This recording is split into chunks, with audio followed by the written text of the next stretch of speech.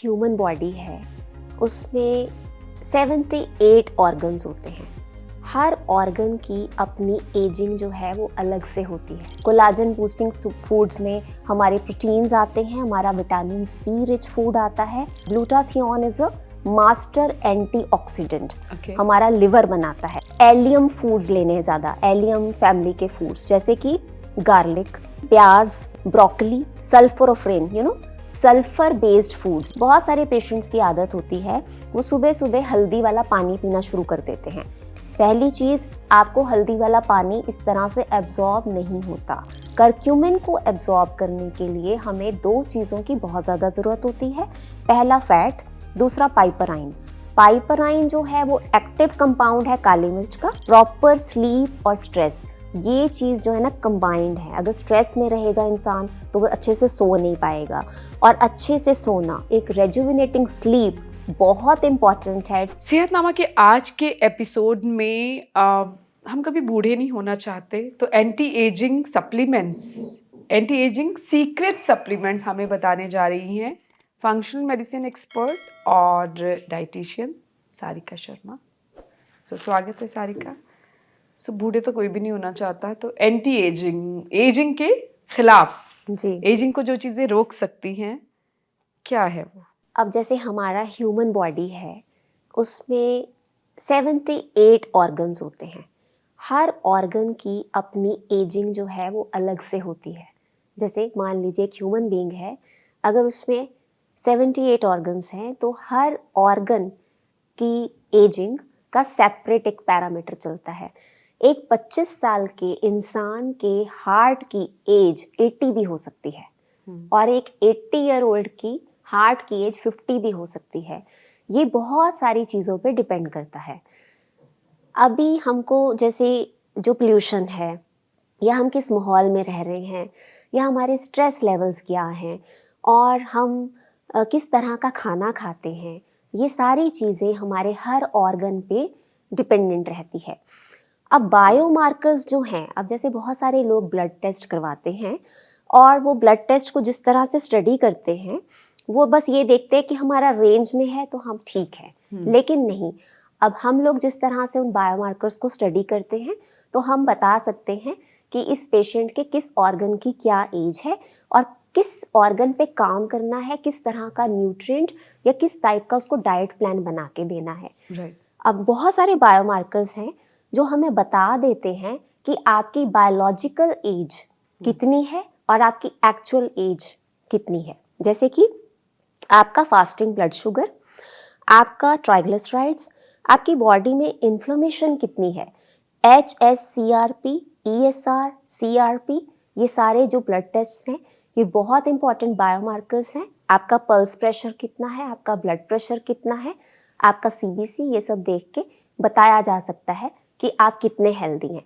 For example, जैसे creatinine level है, creatinine level अगर आपका बढ़ा हुआ आता है तो आप समझ जाइए कि अब आपकी किडनीज में वो दम नहीं रहा कि वो उसको अच्छे से फिल्टर कर पाए, इसीलिए वो आपके ब्लड में ज़्यादा दिखाई दे रहा है।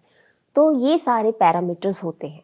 तो आज हम बात करेंगे कुछ ऐसे सीक्रेट सप्लीमेंट्स की जिनके बारे में ज़्यादा लोग नहीं जानते हैं, लेकिन वो आपकी एज को, अगर आप एक अच्छे तरीके से उसको इस्तेमाल करें तो आप 10 से 15 साल तक जवान दिख सकते हैं। आप ये कह सकते हैं कि ये जितने भी सप्लीमेंट्स हैं ना, ये सेल्स की रिपेयर करने के काम आते हैं। एज रिवर्सल की बात तो एक अलग चीज़ है, लेकिन यहाँ हम बात कर रहे हैं अपनी एज को हॉल्ट थोड़ी देर करने के लिए, और हमारा जो वियर एंड टियर, बिल्कुल, माइटोकॉन्ड्रिया में जो फ्री रेडिकल एक्टिविटी हो रही है उसको रोकने का काम करते हैं कि कैसे प्रिवेंशन होगा। तो बहुत सारे अमाइनो एसिड्स की आज हम बात करेंगे। उसमें से जो की है कि आपको करना क्या है, नंबर 1 कोलाजन पेप्टाइड्स। ये एक ऐसा सप्लीमेंट्स है जहाँ हम पेप्टाइड्स की बात कर रहे हैं। हमने कोलाजन की एक वीडियो की थी जिसमें मैंने डिटेल में बताया है कि कोलाजन को बूस्ट कैसे करना है, कौन सा अमाइनो एसिड रिस्पॉन्सिबल है, ठीक है।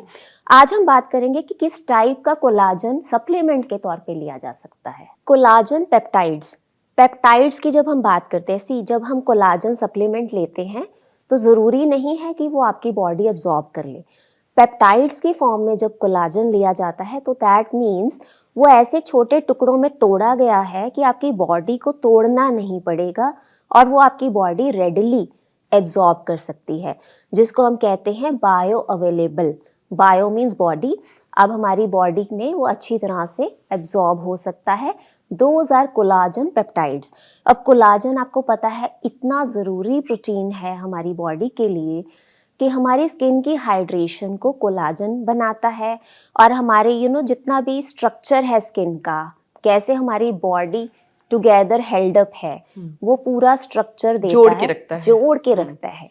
तो वो कोलाजन है। ठीक है, कोलाजन हमारी हड्डियों के लिए, हमारी मसल्स की हेल्थ के लिए बहुत इंपॉर्टेंट है। तो अब ये मिलेगा कैसे?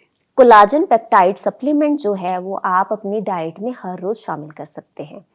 कुछ काफ़ी अच्छी कंपनीज हैं जो अब कोलाजन पेप्टाइड्स बनाती हैं। मेरीन कोलाजन है, कुछ कंपनीज वीगन कोलाजन भी बना रही हैं। तो ये जितने भी पेप्टाइड्स होते हैं ना, ये हमारी बॉडी में अच्छे से एब्जॉर्ब हो सकते हैं। राइट। तो जो कोलाजन सप्लीमेंट ले रहे हैं वो पेप्टाइड वाले ले। पेप्टाइड फॉर्म में, यस। Okay. जो लोग सप्लीमेंट्स नहीं लेना चाहते वो कोलाजन बूस्टिंग फूड्स ले सकते हैं। कोलाजन बूस्टिंग फूड्स में हमारे प्रोटीन्स आते हैं, हमारा विटामिन सी रिच फूड आता है और NAC बेस्ड फूड्स आते हैं। NAC होता है एन एसिटाइल सिस्टीन। अब क्या होता है, NAC जो है वो सिस्टीन नाम का अमाइनो एसिड का प्रीकर्सर है। अब सिस्टीन कहाँ से मिलेगा? सिस्टीन जो है वो ग्लूटाथियोन का प्रीकर्सर है। तो इस तरह से क्या होता है, जैसे आपने देखा होगा आजकल ग्लूटाथियोन के बहुत सारे सप्लीमेंट्स मिलते हैं। तो ग्लूटाथियोन अपनी बॉडी में कैसे जनरेट किया जा सकता है? Glutathione is a master antioxidant. हमारा लिवर बनाता है। अब जो लोग इस सप्लीमेंट को नहीं लेना चाहते, और बहुत सारे सप्लीमेंट सेफ भी नहीं है लेने, ठीक है, तो आपको क्या करना है, आपको एलियम फूड्स लेने हैं ज़्यादा, एलियम फैमिली के फूड्स, जैसे कि गार्लिक, लहसुन, प्याज, ब्रोकली, सल्फोराफ्रेन, सल्फर बेस्ड फूड्स। इससे क्या होता है, आपका L-सिस्टीन नाम का केमिकल कंपाउंड आता है, उससे आपका ग्लूटाथियोन प्रोडक्शन में वो हेल्प करता है। तो ये एक चेन है, फूड चेन। हमारे लिवर का काम है इस चेन को बनाना और हमारी बॉडी को ग्लूटाथियोन प्रोडक्शन देना। ठीक है, अगर आप रेडीमेड ये एक अच्छा सप्लीमेंट आपको मिलता है तो वो भी लिया जा सकता है। राइट। और खाने के जरिए भी आप ले सकते हैं। आप अपनी डाइट में लहसुन, प्याज, ब्रोकली और जितने भी आपके क्रूसीफोरस वेजिटेबल्स हैं, जैसे बंद गोभी, ब्रोकली, बंद गोभी, केल, करम साग, शलगम, इस तरह की चीजें लेने से तो क्या होता है, L-सिस्टीन बनता है। L-सिस्टीन जो है वो आपका आगे प्रीकर्सर है ग्लूटाथियोन का। ठीक है, तो ये बहुत इंपॉर्टेंट है। जिनकी बॉडीज में ग्लूटाथियोन प्रोडक्शन अच्छी रहती है, उनकी स्किन ब्राइट रहती है, उनका कोलाजन प्रोडक्शन बहुत अच्छा रहता है। इसीलिए आपको अपनी डाइट का इस तरह से ख्याल रखना बहुत ज़रूरी है। तो ये NAC सप्लीमेंट्स के रूप में मिल सकता है, NAD सप्लीमेंट्स मिलते हैं।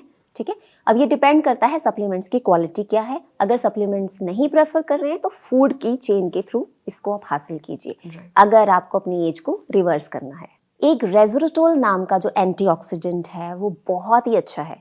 अब रेज़वेरेट्रोल आपको कैसे मिलेगा? आपने देखा होगा कि बहुत सारे लोग मूंगफली खाते हैं तो उसका जो ऊपर का लाल रंग का छिलका उसको उतार के फेंकते जाते हैं, उसमें अच्छी क्वांटिटी में रेज़वेरेट्रोल होता है। उसको कहते गरम होता है वो शायद, तो नहीं खाना चाहिए, पर खाना चाहिए। ऐसा कुछ नहीं है, रेज़वेरेट्रोल जो है वो बहुत ही अच्छा एंटीऑक्सीडेंट है और हमें ज़रूर खाना चाहिए। रेज़वेरेट्रोल हमें ग्रेप्स में अच्छी क्वांटिटी में मिल जाता है। हाँ, और एक तरीके की रेज़वेरेट्रोल के ना बहुत सारे सप्लीमेंट्स भी मिलते हैं जो बहुत ही कारगर हैं आपकी एंटी एजिंग के लिए, लेकिन आपको डॉक्टर से डाइटिशियन की सलाह के बिना नहीं लेना चाहिए, क्योंकि बहुत सारे सप्लीमेंट्स जो हैं वो इंटरफियर करते हैं बहुत सारी एक्टिविटीज़ के साथ। फॉर एग्जांपल जैसे मान लीजिए आप बहुत ज़्यादा फॉलिक एसिड ले रही हैं, आपकी बॉडी में अगर फोलेट ज़्यादा है ना तो विटामिन B12 की डेफिशिएंसी हिडन वाली हो जाती है। तो ये चीज़ों को ध्यान रखना पड़ता है कि सप्लीमेंट्स को अवॉइड करें जब तक बहुत ज़्यादा ज़रूरत ना हो ना लें और फूड सोर्सेज पे ही रिलाई करें। तो जिन भी पेशेंट्स में ब्लीडिंग डिसऑर्डर्स होते हैं या प्रेग्नेंट हैं, लैक्टेटिंग है, उनको रेज़वेरेट्रोल इस तरह से सप्लीमेंट्स के तौर पे नहीं लेना चाहिए। एक जापानीज नॉट वीड होता है, एक चाय आती है इटाडोरी नाम की, उनमें अच्छी क्वांटिटी में रेज़वेरेट्रोल होता है। तीसरी बात हम करेंगे करक्यूमिन की। करक्यूमिन जो है वो हल्दी का एक एक्टिव कंपाउंड होता है, हल्दी में पाया जाता है। हल्दी में पाया जाता है। ये एंटी इन्फ्लोमेटरी होता है और बॉडी में एंटीऑक्सीडेंट एक्टिविटी प्रोड्यूस करता है, यानी फ्री रेडिकल एक्टिविटी को प्रिवेंट करता है हमारे माइटोकॉन्ड्रिया में होने से। तो हमें करक्यूमिन के सप्लीमेंट लेने से पहले कुछ चीज़ों का ध्यान रखना बहुत ज़रूरी है। अगर पेशेंट एनेमिक है तो करक्यूमिन के सप्लीमेंट्स नहीं लेने चाहिए। अगर पेशेंट को बाय डक्ट से रिलेटेड कोई प्रॉब्लम है, लिवर से रिलेटेड कोई प्रॉब्लम है तो नहीं लेने चाहिए। ब्लड थिनर पे है पेशेंट या फिर डायबिटीज़ की मेडिसिन पे है तो करक्यूमिन के सप्लीमेंट्स नहीं लेने चाहिए। दूसरी चीज़, बहुत सारे पेशेंट्स की आदत होती है वो सुबह सुबह हल्दी वाला पानी पीना शुरू कर देते हैं। पहली चीज़, आपको हल्दी वाला पानी इस तरह से एब्जॉर्ब नहीं होता। करक्यूमिन को एब्जॉर्ब करने के लिए हमें दो चीज़ों की बहुत ज़्यादा ज़रूरत होती है। पहला फैट, दूसरा पाइपराइन। पाइपराइन जो है वो एक्टिव कंपाउंड है काली मिर्च का। हाँ, ठीक है, मतलब आपको अगर करक्यूमिन चाहिए तो आपको हल्दी, जो जितना मैं समझ पा रही हूँ, देसी घी और काली मिर्च का कॉम्बिनेशन बनाना पड़ेगा, तब आपको वो करक्यूमिन आपने मिलेगा। देखा होगा हमारे पुराने जमाने की लेडीज कितनी समझदार थी। हाँ। रात को हल्दी का दूध देने के पीछे क्या वजह हाँ, और होती उसमें थी? थोड़ी सी काली मिर्च भी डलता उसमें था। हाँ, वो क्योंकि दूध फैट हो गया है, ठीक है। कई लोग उसमें देसी घी भी डाल देते थे और उसमें थोड़ा काली मिर्च या अदरक डाल लेंगे तो क्या होता है वो बॉडी में एब्जॉर्ब होती है। अच्छा। और जो चीज़ बॉडी में एब्जॉर्ब नहीं हो रही तो आपको पथरी की भी प्रॉब्लम दे सकती अच्छा, यानी कि आप हल्दी ऐसे नहीं जो गुनगुने पानी में डाल के है। नो, वो नहीं पीनी चाहिए। नो। हल्दी आपको एक प्रॉपर, आप अब आजकल सर्दियों में आप गुड़ बना सकते हैं, उसमें घी थोड़ा सा डाल के उसमें हल्दी तो थोड़ी सी गॉल और स्टोन्स के लिए भी जो चीज़ भी आपकी बॉडी में जाके एब्जॉर्ब नहीं हो रही ना तो बॉडी क्या करेगी, उसको किसी ना किसी रूप में जाके कहीं स्टोर कर और हम देगी। जब सब्जी भी बनाते हैं, हम तरी जी, वाली सब्जियां बनाते हैं, हम घी में अगर बनाते हैं तो उसमें घी भी है, हल्दी भी है और काली मिर्च भी हम डालते हैं जी, तरी बिल्कुल, वाली सब्जियों में। बिल्कुल, तो भी एक अच्छा हमें सोर्स मिल रहा है, जितना मैं समझ पा रही हूँ, बिल्कुल। करक्यूमिन का। Yes, yes. तो और किस इतना तरह से ले सकते हैं हम, अगर करक्यूमिन लेना है, हल्दी लेनी है तो हेल्दी जितने मैंने लोग बताए कि कौन से पेशेंट्स नहीं ले सकते, उनके अलावा ऐसे लोग ले सकते हैं जैसे मान लीजिए कि हमारी बॉडी में हर रोज़ as we age wear and tear रहता ही है। हमारी बॉडी हर रोज़ इन्फ्लेमेशन से गुजर रही है। हमारी बॉडी हर रोज़ एपोप्टोसिस नाम की एक प्रक्रिया से गुजरती है। एपोप्टोसिस हम उसको कहते हैं जैसे हमारी बॉडी खुद ही हर रोज़ कैंसर सेल्स को डिस्ट्रॉय कर रही है। अब क्या होता है कि जब हमारी बॉडी में ये प्रोग्राम्ड सेल डेथ नहीं होती है तो हमारा इम्यून सिस्टम इंटरफेयर करता है और इम्यून सिस्टम के लिए बहुत टैक्सिंग हो जाता है ये चीज़। तो इस तरह के जो सप्लीमेंट्स हैं, अगर हम हल्दी एक अच्छी क्वालिटी में एब्जॉर्ब कराते अपनी बॉडी में तो हमारी बॉडी को बहुत हेल्प मिलती है to fight with the inflammation. Right. ठीक है। चौथी चीज़ हम क्या ले सकते हैं, बहुत इंपॉर्टेंट है कैलोरी रिस्ट्रिक्शन। कैलोरी रिस्ट्रिक्शन से मेरा मतलब है कि अगर आपको बहुत टाइम तक जवान रहना है तो आप मानेंगे कि ओवर न्यूट्रिशन अच्छा नहीं है आपके लिए। कैलोरी रिस्ट्रिक्शन बहुत इंपॉर्टेंट है, मतलब क्वांटिटी कम और क्वालिटी फूड की बढ़ा दी जाए। आपने देखा होगा बहुत सारे लोग जो सिनेटेरियंस यानी 100 ईयर्स से भी ऊपर जीते हैं वो एक वक्त खाना खाते हैं और ये हेल्थ के लिए भी बहुत अच्छा होता है। लेकिन वो एक प्रोग्राम्ड मील होना चाहिए जिसको खाने के बाद आपकी बॉडी को ज़रूरत नहीं रह जाए, आपकी बॉडी डिप्राइव्ड नहीं हो किसी चीज़। इसीलिए बोला गया है, मैं 5वां पॉइंट बोलूँगी फास्टिंग। फास्टिंग क्यों इतनी अच्छी है हमारी एज रिवर्सल के लिए। जैसे हमने ऑटोफेजी की बात की थी, अब फास्टिंग से क्या होता है, जब हमारी बॉडी ऑटोफेजी तक पहुंचती है तो जितने भी हमारे ऐसे सेल्स होते हैं जो डैमेज्ड होते हैं, बॉडी को वक्त मिलता है डाइजेशन से हट के उन सेल्स को क्लियर करने का और हमारा इम्यून सिस्टम रिन्यू होता है। हमारे स्टेम सेल्स जितने बनते हैं, मतलब हमारा ह्यूमन ग्रोथ फैक्टर जितना हमारा ह्यूमन ग्रोथ हार्मोन आता है वो हमारे को जवान रखने में हेल्प करता है, राइट। इसीलिए बहुत इंपॉर्टेंट है फास्टिंग। तो ये सीक्रेट्स आपने बताए एंटी एजिंग के। Yes, limit non vegetarian foods. ठीक है, ये रिसर्च में भी पता चला है कि जितने भी लोग इसी वीगन डाइट पे जितने लोग होते हैं उनका एजिंग का जो प्रोसेस होता है ना वो धीमा हो जाता है। क्योंकि होता क्या है, जब हम नॉन वेजिटेरियन फूड्स खाते हैं ना तो हमें कुछ ऐसे अमाइनो एसिड्स मिलते हैं जो हमारी डीएनए मिथाइलेशन को बढ़ाते हैं और हमें उस प्रोसेस को प्रिवेंट करना होता है। इसीलिए जितना वीगन फूड्स पे डिपेंडेंट रखें उतना ही अच्छा है। वेजिटेरियन काफी खुश हो रहे होंगे जी सुन के कि बुढ़ापा जल्दी नहीं आएगा। बिल्कुल। लेकिन हाँ, कंप्लीट डाइट तो आपने लेनी है। बिल्कुल। एट्थ मैं बोलूँगी कि phytochemicals are very important. Phytochemicals हमारे को कहाँ से मिलेंगे? कलरफुल फ्रूट्स एंड वेजिटेबल्स से। जैसे कि हमारे कैप्सिकन फैमिली जो है, हमारा शिमला मिर्च अलग अलग कलर की, बिल्कुल जी, बीट रूट्स, ठीक है। तो ये सारी चीज़ें जो है, कैरोटेनॉइड्स, फाइटोकेमिकल्स, ये बहुत इंपॉर्टेंट है कि अलग अलग रंग हम अपनी डाइट में हर रोज शामिल करें in the form of fruits and vegetables. ठीक है। अभी जो सबसे इंपॉर्टेंट चीज़ है वो क्या है? स्ट्रेस अवॉइड करना। ठीक है। अब सी होता क्या है कि हर एक को लाइफ में स्ट्रेस है, ठीक है। अब किसी इंसान को बहुत ज़्यादा स्ट्रेस होगा लेकिन उसका मैनेजमेंट इतना अच्छा होगा कि वो अपने ऊपर बहुत ज़्यादा बुरा असर नहीं पड़ने देगा।